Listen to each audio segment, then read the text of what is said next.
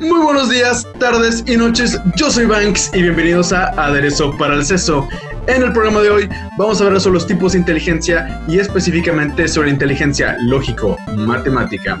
El día de hoy tenemos un invitado, él es egresado de la licenciatura de Economía del Tecnológico de Monterrey, tiene un diplomado de Banca y Finanzas en el Instituto de Estudios Bursátiles de Madrid. Al día de hoy trabaja en una empresa de bienes raíces y otra empresa de manejo patrimonial y eventualmente comenzará una maestría y piensa expandir su negocio de rentas patrimoniales. Se trata de Rolando Cantú. Rolando, ¿cómo te encuentras el día de hoy? Muy bien, Diego. La verdad, muchas gracias por invitarme y un gusto estar aquí en tu programa.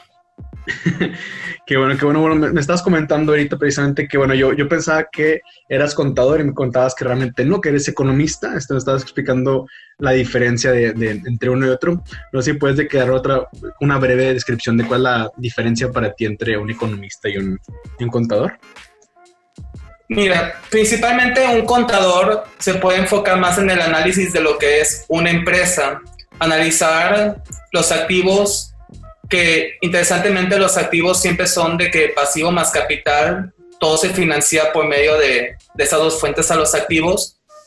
Y la economía no nada más busca entender lo que es la empresa, sino también busca entender pues lo que es la economía de los países, cómo es las exportaciones, cómo es el comportamiento.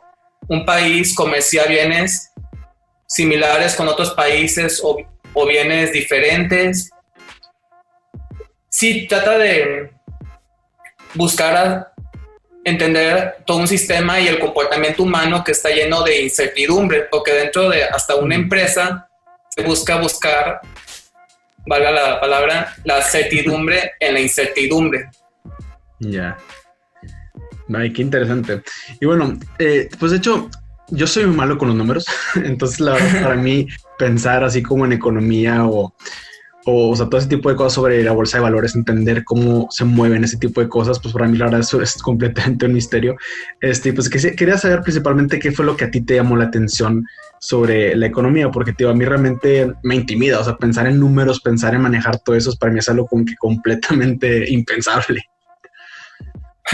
Mira, de hecho, yo iba a ser médico y de hecho me cambié a economía porque de hecho yo me di cuenta que yo trabajo mejor, mi inteligencia es más lógica, no tanto de memorizar, que medicina sí es algo, también tiene lógica, ¿verdad? Pero yo batallaba mucho con la memorización de medicina y dije, ¿sabes qué? Me gusta mucho la lógica que se presenta en economía. ¿Qué es lo que te puedo decir que me encanta de economía? Las divisas. Porque una divisa te puede decir cómo se encuentra un país. Una divisa que es de un país que es desarrollado, digamos Estados Unidos, o economías como la Unión Europea, Japón, son economías que son muy estables, muy fuertes y realmente van a mantener su valor con el tiempo. Y eso es muy interesante. Las economías que tienen esta moneda, pues tú dices, es una economía sólida, su moneda va a mantener valor. En cambio, México, Guatemala, Venezuela son economías que son más inestables, entonces son economías que tú dices, le depositas el mismo valor, prefieres invertir en dólares, prefieres invertir en euros, y a veces la misma inestabilidad hace pues que tu moneda no sea tan estable. Por ejemplo, en Estados Unidos el dólar en el 94 estaba a 3 pesos por dólar. Y ahorita pues lo hemos visto, llegó hasta 25 por el COVID y ahorita está en 21.50. Entonces quiere decir que pues es un ejemplo de cómo la economía de México, por ejemplo, es una política un poco más inestable o la inflación es más alta. Y el dólar, por ejemplo, tiene la ventaja que pues es una reserva de valor. Todo el mundo quiere dólares, todo se cotiza en dólares. Sí. Entonces, todo el mundo quiere dólares. Entonces, el dólar tiende a subir de valor contra economías que no son tan fuertes.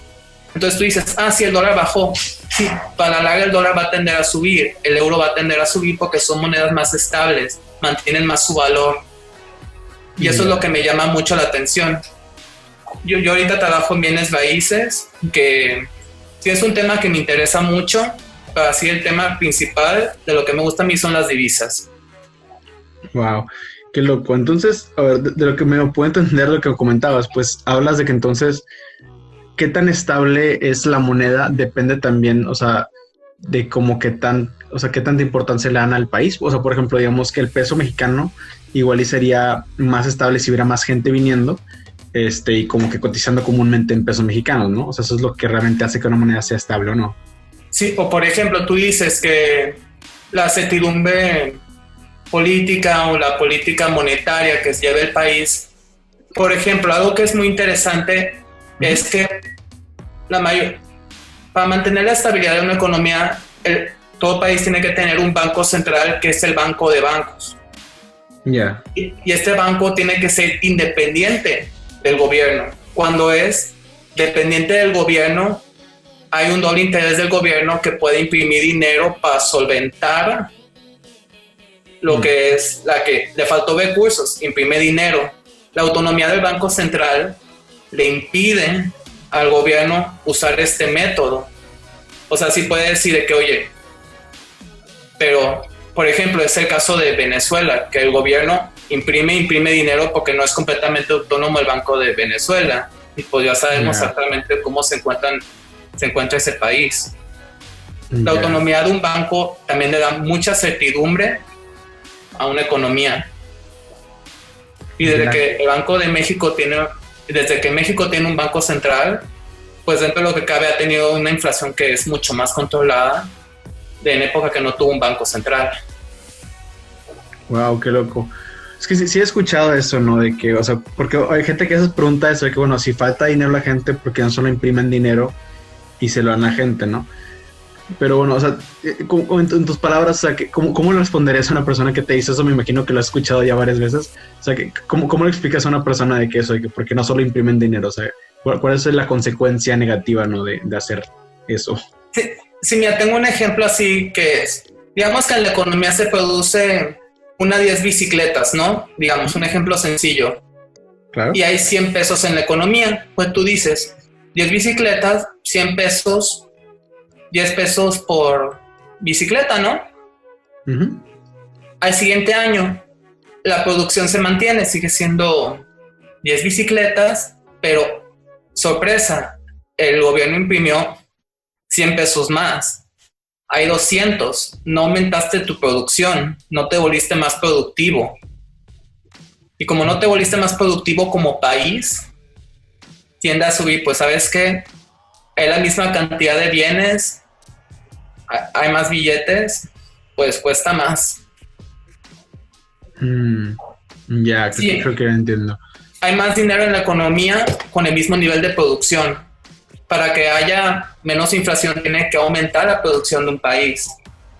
Que, por ejemplo, en el caso de Venezuela, lo que pasó fue, no nada más el gobierno imprimía mucho dinero, la producción estaba colapsando. Entonces era un efecto doble de que hay menos producción, estás imprimiendo mucho dinero, entonces la inflación se dispara todavía más. Ya, qué loco, no sabía eso. O sea, entonces eso fue como que uno de los principales problemas de que el país, no, qué triste, la verdad. Y bueno, pues, hablando de ese tema, bueno, yo soy muy malo, te digo, para entender bien la economía sobre los países, te digo, es un tema que también la verdad me interesa mucho, pero yo la verdad no sé muy bien por dónde empezar.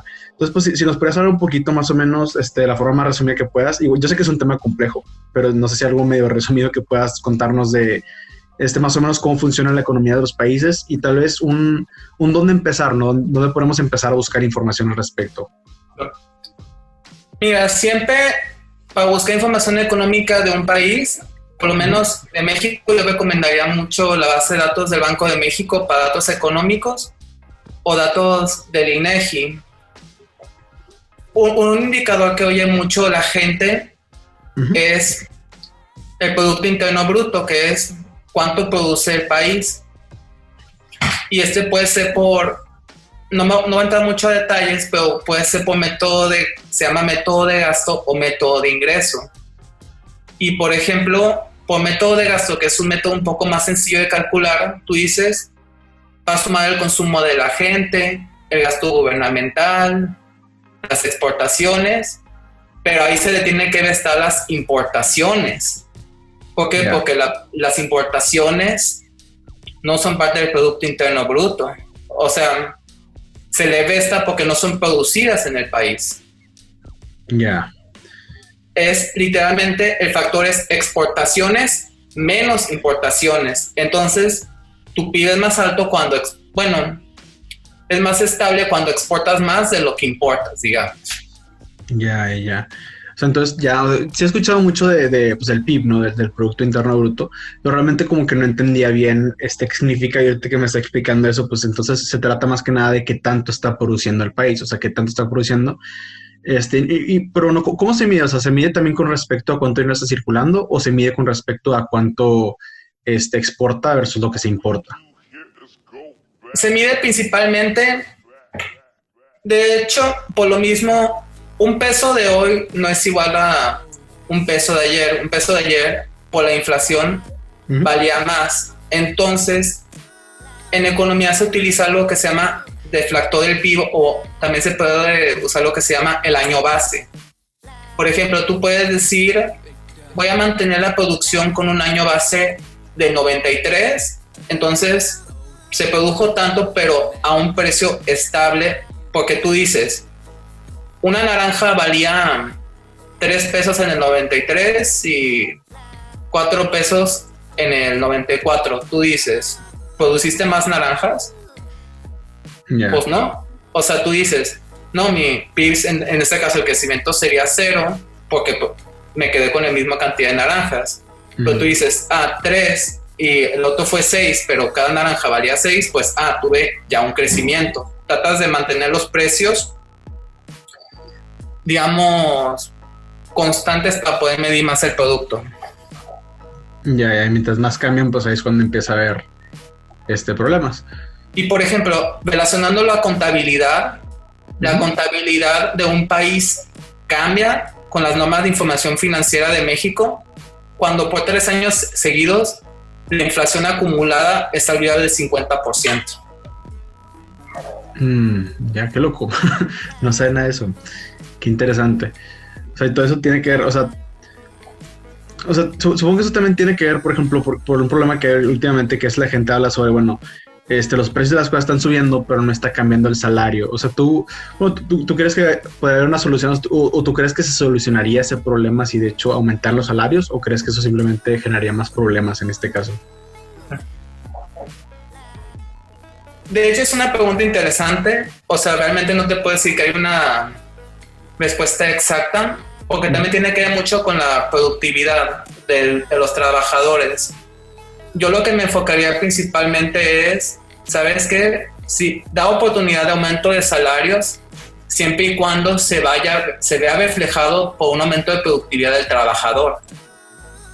Porque si nada más aumenta salarios y el trabajador sigue pues produciendo lo mismo, y pues sí tiene que haber aumentos de salarios de acuerdo a la inflación, pero sí, si el trabajador es más productivo, digamos la inflación fue 4, pues le puedes subir el salario un 7-8% porque se ha sido más productivo. Pero yo digo que se tiene que ver reflejado por algo de productividad, porque si no, sí puede haber aumento de inflación, pero te digo, esa es una pregunta. Como la economía es muy cambiante y son demasiados factores, está medio difícil predecir eso. Ya, y también, por ejemplo, hay diferentes zonas del país en México y la inflación no es igual en todos los estados. A veces, por ejemplo, puede ser más alta la inflación en Querétaro, puede ser más alta la inflación en Oaxaca, puede ser un nivel promedio lo que es Veracruz, pero la inflación no es igual en todo el país. Si no es igual en todo el país, como que la inflación muestra una imagen colectiva de México, es un promedio de la inflación, pero como digo, no es igual en todo el país. Claro, sí, no, pues de hecho también, sí me ha pasado que he viajado pues a diferentes partes de México, ¿no? Y si encuentras pues hasta diferentes precios de los productos, ¿no? Si encuentras que ciertos productos que aquí tal vez son más caros, ya los encuentras hasta mitad de precio, o viceversa, ¿no? Productos que aquí son bastante caros, en otros lados los encuentras como que súper baratos y ¿sabes? O sea, como que saca de onda. Y supongo que también tiene que ver, ¿no? Con la distancia de que, pues de importación y cosas así, ¿no? Que porque a veces como que productos que son de Estados Unidos, pues igual en el sur del país cuestan un poquito más de lo que cuestan acá en Nuevo León. No, pues está interesante. Entonces tú dices claramente tiene que ver con que pues estemos siendo más productivos el poder subir salario, ¿no? O sea, como que no sería tan recomendable solo subir salarios porque sí. Pues sí, y digo, pues tiene sentido con lo que comentabas, ¿no? De que hablabas de que, bueno, pues el país tiene que estar produciendo más y pues si nada más se acumula el dinero pero no hay más productividad, pues simplemente pues las finanzas se estancan. Está curioso, no sabía nada de eso. Está muy interesante, sinceramente. Mira, y algo de curiosidad, hay una página que a mí me gusta mucho que se llama Numbeo. Y Numbeo tú puedes poner un comparativo del costo de vida en diferentes partes del país. Tú puedes comparar de que con cuánto dinero, o sea, este es mi salario en Monterrey, cuál sea mi nivel de vida con ese salario en Oaxaca, y te dicen, con lo que vives con 20,000 pesos en Monterrey, necesitarías solo 15,000 pesos en Oaxaca. Te dicen más o menos ese tipo y se me hace muy interesante esa página para darte una idea pues de la disparidad a veces de precios que hay dentro del mismo país, no se diga entre diferentes países. Wow, qué loco, sí está muy interesante, la vamos a checar, de hecho la vamos a poner ahí abajito para que la gente pueda meterse, luego me pasas de que el link para que la gente lo cheque. Cuéntenos qué les está pareciendo esta primera parte de la entrevista en los comentarios y si creen que hay otro tema que deberíamos hablar, así como sus experiencias con la inteligencia lógico-matemática. Quédense atentos y síganos en nuestras redes sociales para que no se pierdan la segunda parte en Prensa Acuario Facebook y Prensa Acuario TV en YouTube. A mí pueden encontrarme en Facebook como Banks Ampersand y en Twitter como @Banks_Ampersand. Muy pronto nos vemos con más Aderezo para el Seso.